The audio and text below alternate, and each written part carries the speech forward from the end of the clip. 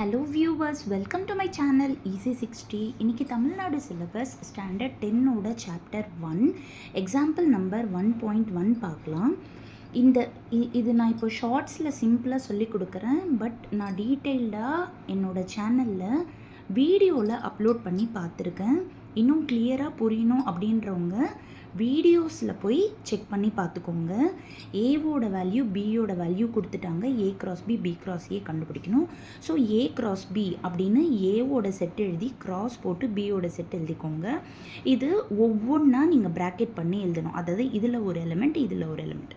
இப்போ 1,2 1,3, அடுத்தது 3,2 3,3, 5,2 5,3. இது வந்து ஃபஸ்ட் ஈக்குவேஷனாக மார்க் பண்ணிக்கோங்க. அடுத்தது B cross A. So first B எழுதிக்கோங்க, கிராஸ் ஏ எழுதிக்கோங்க.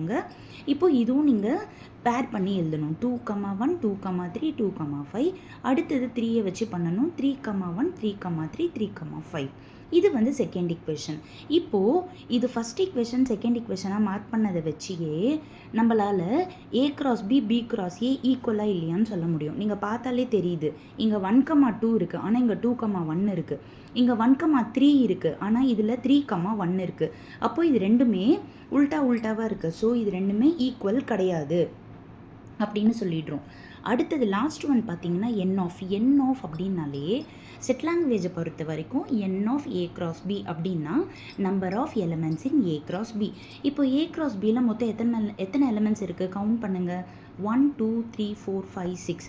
அதே போல் என் ஆஃப் பி கிராஸ் ஏ இது கவுண்ட் பண்ணிங்கனாலும் 6 இருக்குது.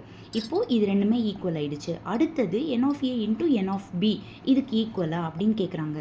என் ஆஃப் ஏல 3 இருக்குது, என் ஆஃப் பியில் 2 இருக்குது. அப்போ 3 × 2 6. ஸோ இது மூணுத்துக்குமே ஆன்சர் 6ன்னு வரதால இது ஈக்குவல்னு நம்ம ப்ரூவ் பண்ணிட்டோம்.